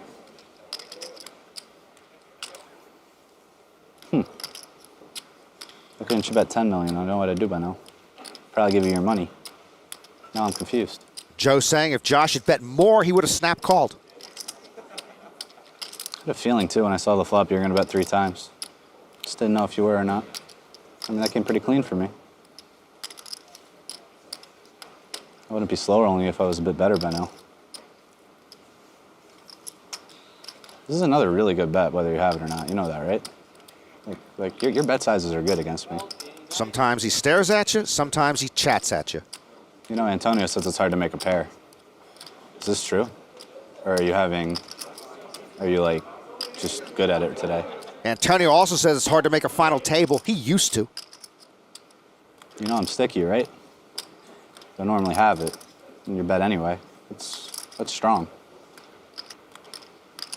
And I want to pay you your money, Josh. There's the call. What a nice pot for Josh Beckley. Somebody finally takes a dent out of Joe's big stack. Another hefty increase.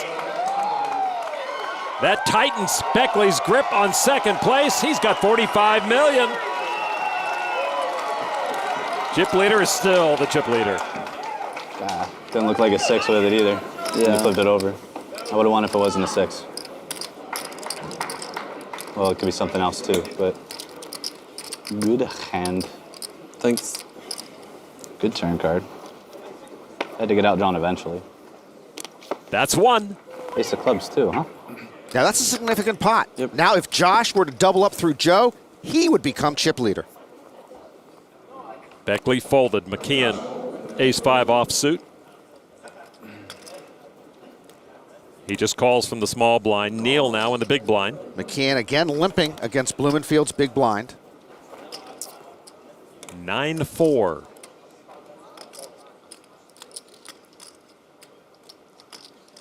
Yeah, he'll check his options. See a cheap flop. Chip leader against the short stack. Ace, 4, 8, both get a piece. Top pair for McKeehen, bottom pair for Blumenfield. $1 million from Joe. And limping really pays dividends when you do it with an ace, and an ace flops. It's deceptive. $1 million from Neil. Yeah, you can't blame Neil for calling here with bottom pair. Joe still best, and he adds a flush draw. Oh, this is the way Joe has run much of this final table. He hits the flop, and then he turns a flush draw. And pounds the table this time. Sure. Let's see a free river card. Tray of clubs. So what they flopped is what they got. Well, McKeehen will bet for value here. I often check for value, which is an avant-garde move. You hate commitment. With a pair of aces, $1.8 million from Joe McKeehen. Blumenfield with fourth pair. He really can only beat a bluff. And why wouldn't the big stack try to bluff once in a while? Well, Joe really hasn't had to up to this point. He keeps having it. But Neil thinks he might be. A call, and that's more damage done to Neil's stack. Not a huge pot, but McKeehen back in stride, and Blumenfield deflated a bit more. Joe, you see, with almost $133 million, the main event beginning to slip away from Neil. But order is restored at this championship table. McKeehen rakes in another pot. The World Series of Poker final table is in the home stretch. Joe McKeehen with a massive chip lead. Josh Beckley waiting for a double up. Neil Blumenfield hanging on for dear life with just 10 big blinds. I don't blame you. I don't blame Blumenfield played competitive hockey for 20 years, but finally decided he could not skate with the 20-somethings anymore. Of course, with just 10 big blinds. He's now on thin ice here against these 20-somethings. Ooh, well done. All of it, Sean. All in with Queen Jack of diamonds. Beckley folds, McKeehen folds, and that is worth 1.8 million new chips. Don't discount that strategy. They add up. Did you have 7 deuce? I could beat 7 deuce, actually. I had a 7 deuce dominated. Tight fold, huh? At 7 high. I had 3 high. That was a good one to open. Like, the biggest card between us was a 7. It was a race. They gave him pocket ones, and I'm not talking about the aces. The first amateur to win the main event was Hal Fowler in 1979. He beat Bobby Hoff heads up in what sometimes is referred to as the greatest upset in main event history. Ace 7 on the button for Josh Beckley. A raise to $2 million. McKeehen with pocket queens. McKeehen is a remarkable closer. Of his 89 recorded cashes, 46 final tables. 28 times he's finished third or better with 13 wins. Of course, he still hasn't won the main event, let alone any World Series event. He came close in 2014. Second place in the Monster Stack event. Going to the raising deck. And there's the 3-bet to 5.4 million. Neil with pocket deuces. All in. Neil says all of it, almost 12 million. Beckley folds, snap call from McKeehen, and once again McKeehen with a chance to knock out another player. I have queens, he has 2s. And the man with 2s cannot be happy. Neil couldn't wait forever, but in this spot, at best he was flipping, and as it turns out, he is crushed by McKehen's pocket queens. He followed up McKehen's 3-bet with his own shove. And now McKeehen with a chance to go heads up against Josh Beckley if he can get a clean run out. I got 2/3 of the place rooting for me. Okay. Indeed, the Beckley camp also rooting for the knockout so they can go heads up. Blumenfield needs to find a lucky fedora real fast. No help on any front for Neil. No runners. No runners. I have hearts too. The 61-year-old amateur's bid to rock the poker world has come down to a deuce. He needs one on the turn or the river.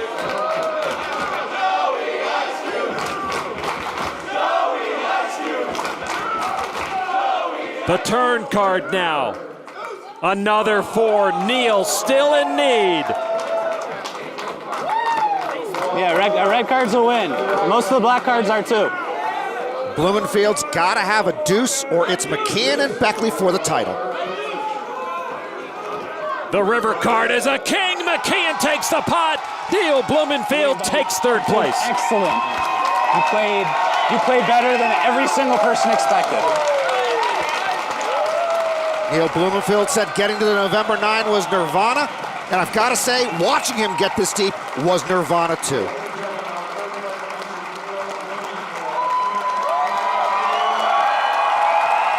He deserves the accolades.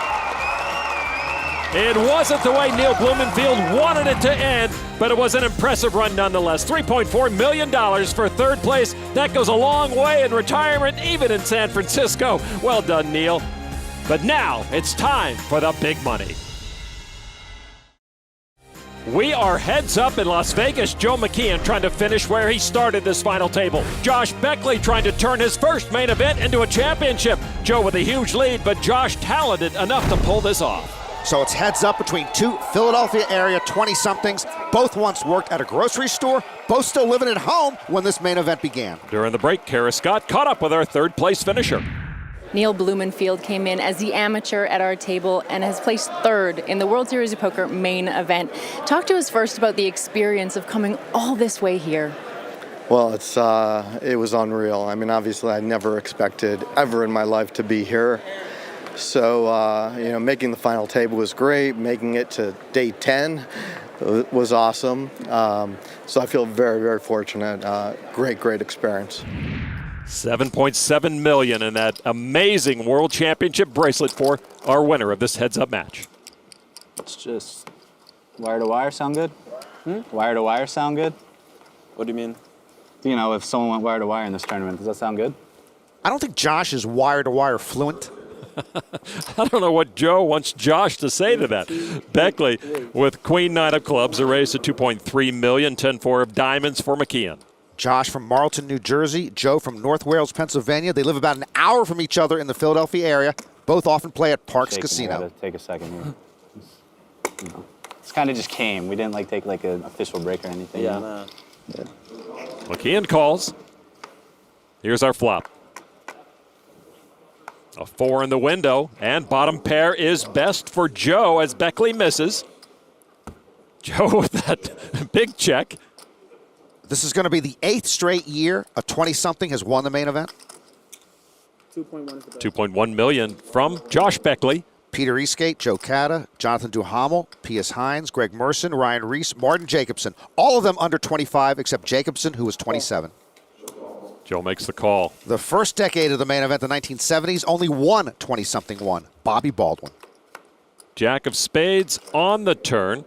Beckley with a gut shot. McKeehen is best, but it's still bottom pair, and he checks. The patented McKeehen right fist check, and it's going to lead to Beckley posturing at this pot again. Indeed, Beckley fires $3.2 million.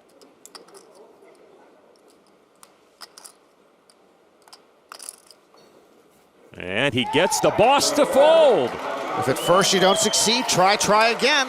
Beckley shakes McKeehen, thereby bluffing at it a second time. Even the longest journey begins with a single step. Josh Beckley now with almost $38 million.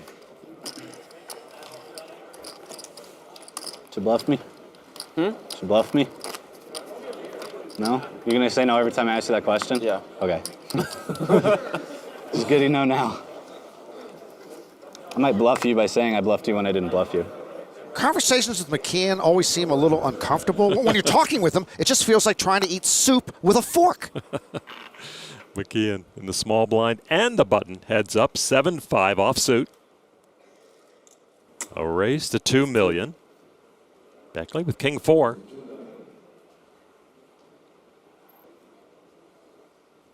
Any king is terrific. Heads up. And he wants to re-raise it.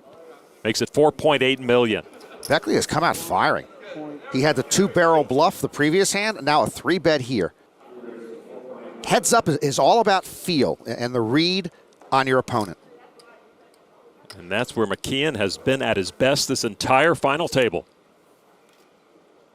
Is he going to the raising deck?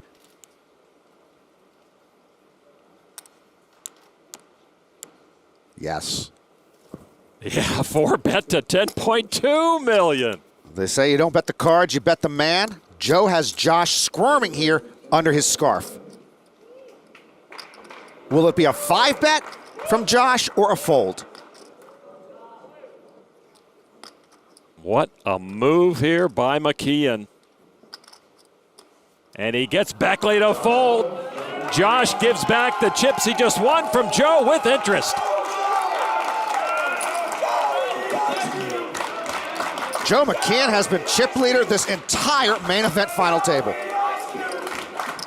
With an even 160 million chips. Josh down below 33 million. Joe and Josh make an interesting heads-up tandem because both of them should have been out of this main event a long time ago. Back on day 6, Josh had Joe all in and crush pre-flop before Joe flopped a Broadway draw. And that 10 on the river kept Joe McKeehen alive. Otherwise, he's gone. On day 7, Joe rivered a straight and tested Josh holding top pair, top kicker. And if Josh called here, he would be gone. How good do you run, Joe? I promise I had you. Yeah. And now these two find themselves heads up for a world championship. Queen 7 off for Beckley. A raise to $2 million. Sometimes it's the hands you don't play that get you here. When we were down to 3 tables, Joe raised with pocket 10s on the button. The small blind then shoved. The big blind also went all in. If the big blind didn't play, Joe would have called. The small blind had pocket 7s and hit a 7 on the flop. Joe would have lost half his stack. Jack 8 suited, a call from McKeehen. The flop is, oh, of course, trip jacks for McKeehen. No, McKeehen flopping trips there, I believe, was 90%. And a big check. Beckley.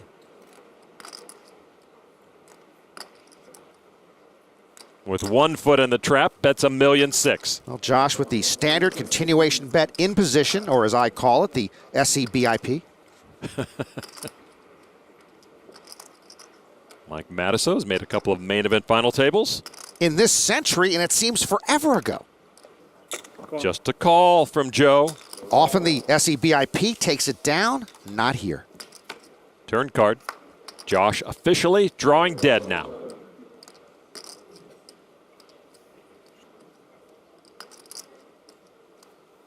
Check.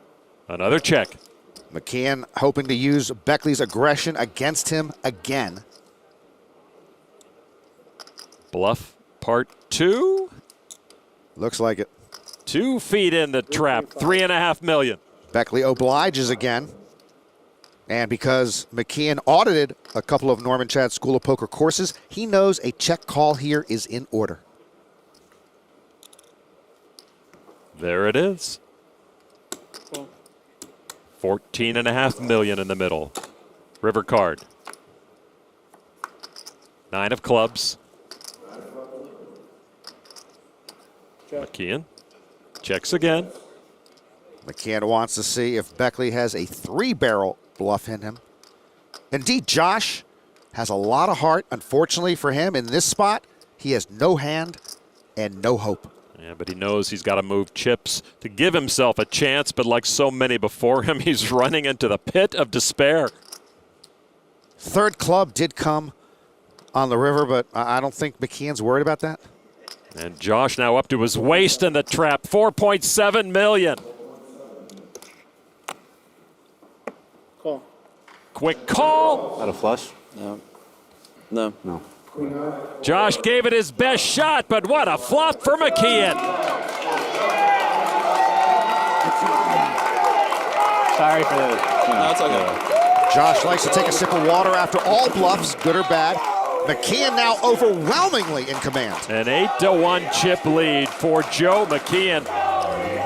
Josh Beckley had started down the comeback trail, but Joe McKeehen just put up a massive roadblock. This is still Joe's final table to win.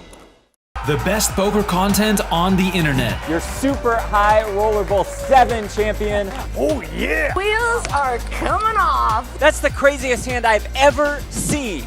What was that fight? Go to get.pokerco.com/YT24 for $20 off a new annual subscription.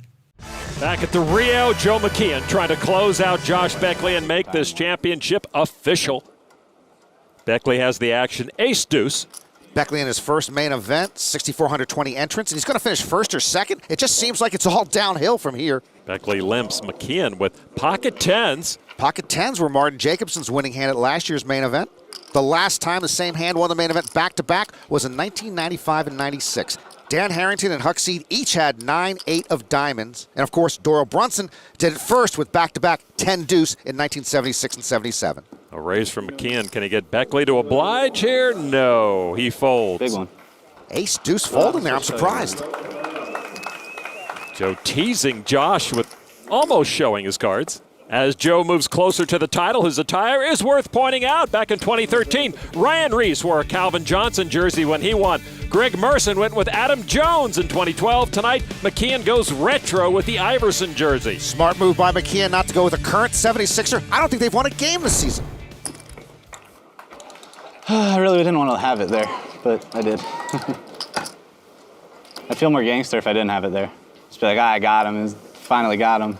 Got his limp, but I was hoping you were limp shoving. FYI, nobody has ever had pocket aces as the winning last hand at the main event. The coaches don't need to tell you that I would have called with the hand I had.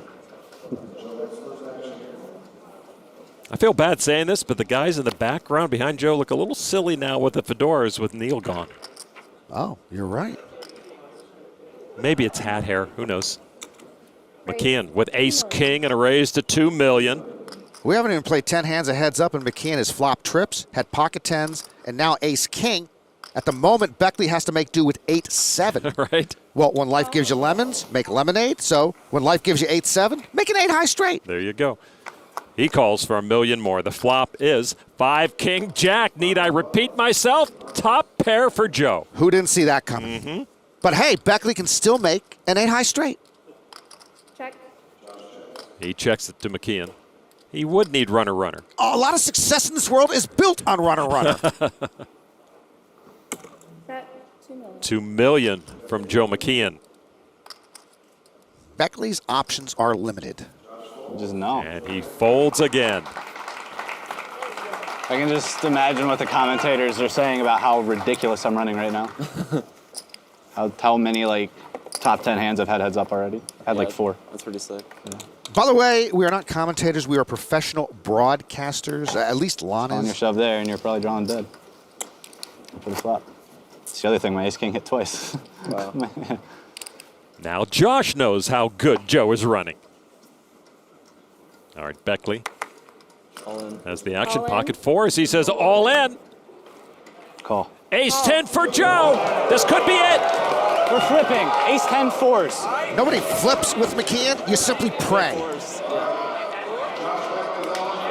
Beckley comfortable with his shove. One turn of a card can change one life forever. If Joe McKeehen doesn't hit a 10 on the river on day 6, he's just another average Joe. One of 1,000 largely anonymous faces cashing in this main event. There was a 9% chance that card would come. It came, and he goes from average Joe to maybe world champion Joe McKeehen. Pocket fours for Beckley. Ace-10 for McKeehen. Here's the flop, a 10 in the window! And now it's Beckley needing to find a poker miracle to stay alive. No runners, just a 4. McKeehen should change the license plate on his Prius to no runners. Anything but a 4. Anything but a 4. Beckley drawing very thin here. Turn card, another 5. Beckley down to his last chance. Have the right amount of spots.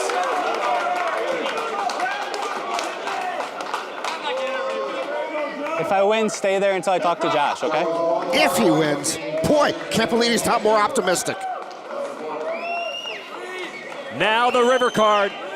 Beckley's got to have a 4. The river's a jack. Joe McKeehen goes wire to wire. He's the 2015 world champ. Yeah, thanks. Played great. Yeah, thanks. Yeah. Pretty sick that we came to the end. Yeah, thanks. He was focused, he was fearless, and for 184 hands at this final table, Joe McKeehen never gave up the chip lead. A very different final table than when Martin Jacobson won last year, but just as impressive. You're the best. You know that. You're the best.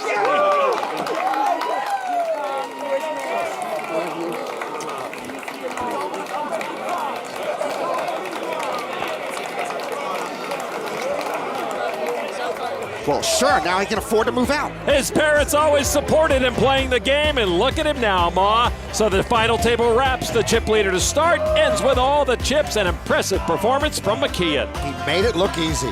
He may not have been the most outspoken. He definitely wasn't the best dressed. But when all was said and done, Joe McKeehen was the best player. Joe took the pressure of chip leader and turned it into a dominating main event win. For Philadelphia, a true champion. And for McKeehen, a well-deserved massive payout. For Norman, Chad, Kara Scott, and our entire crew, I'm Lon McKeehen. We'll see you next year. Joe McKeehen, 2015 World Series of Poker main event champion.